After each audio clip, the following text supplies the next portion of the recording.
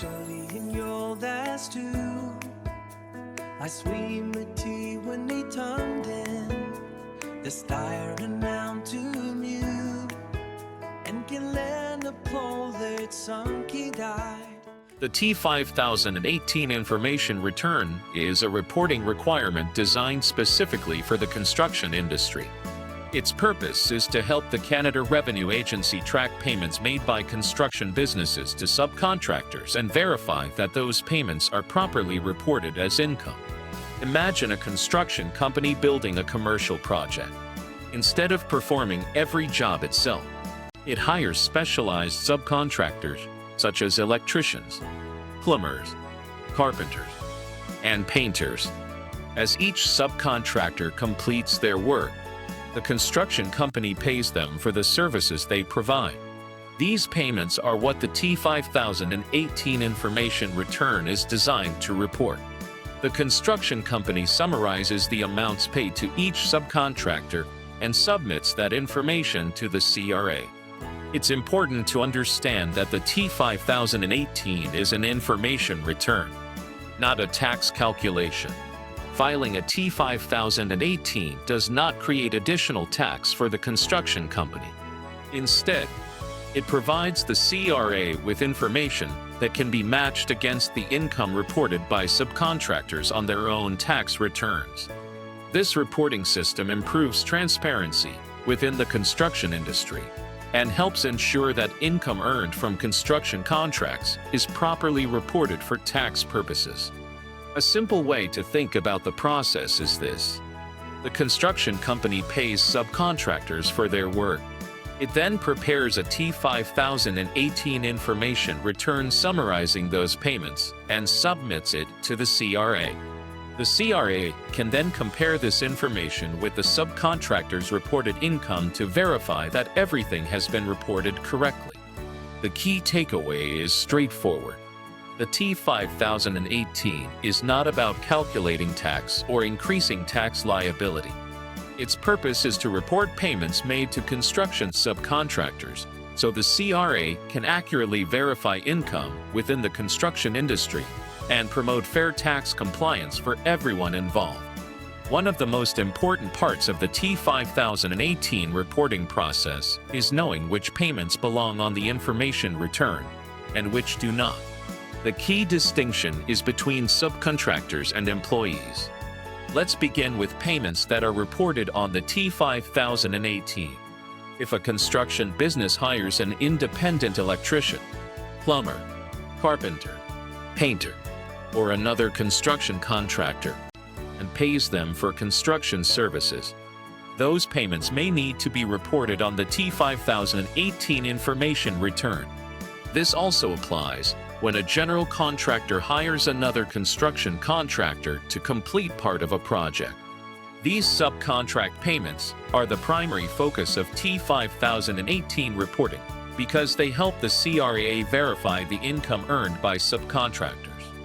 Now let's look at payments that are not reported on the T5018.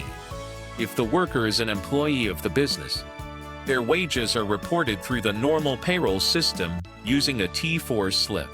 This includes office staff, administrative employees, site supervisors who are employees, and any regular payroll workers.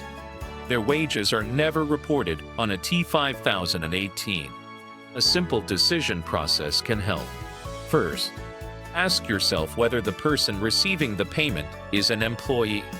If the answer is yes, the payment is generally reported on a T4. If the answer is no, then determine whether they are an independent construction subcontractor. If they are, the payment may belong on the T5018. This distinction is very important because employees and independent contractors are treated differently under Canadian tax rules.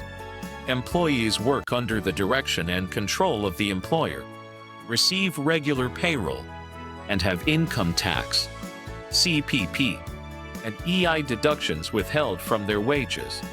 Independent contractors, on the other hand, operate their own businesses, issue invoices for their services, control how the work is performed, and are generally responsible for their own tax obligations.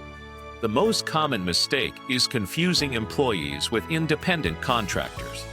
Reporting an employee on a T5018 or failing to report a subcontractor can both create compliance issues. The key takeaway is simple. The T5018 reports payments made to construction subcontractors, not payroll.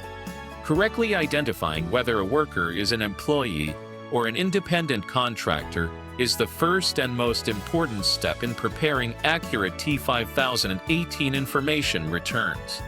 Preparing the T5018 information return begins with identifying every subcontractor your construction business paid during the year. Before completing any forms, you should first create a complete list of all independent contractors who performed construction work for your business. Next, review the invoices and payment records for each subcontractor. Compare the invoices with your accounting records to ensure that every payment has been captured accurately.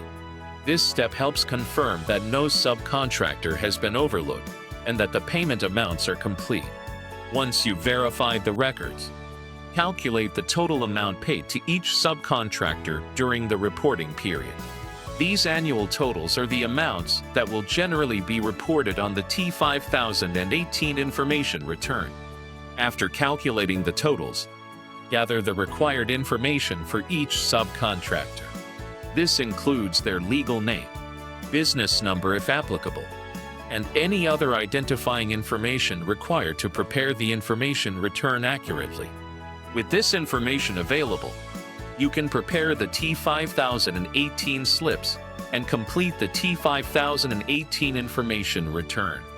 Before filing, review each slip carefully to make sure the names, business numbers, and payment totals are correct.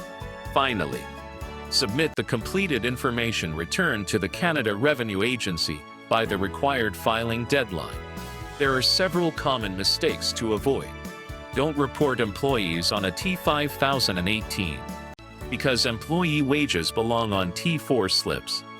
Make sure every subcontractor has been included. Verify that each business number is correct, and double-check the payment totals to ensure they agree with your accounting records. Before filing, complete one final checklist. Confirm that you've identified every subcontractor, reviewed all invoices and payment records, verified the annual payment totals, collected the required business numbers, and prepared each T5018 accurately. The key takeaway is simple. Preparing a T5018 is largely a record-keeping exercise. When your contractor records, invoices, and payment information are organized throughout the year, completing the T5018 becomes a straightforward process that supports accurate reporting and helps your business remain compliant with CRA requirements.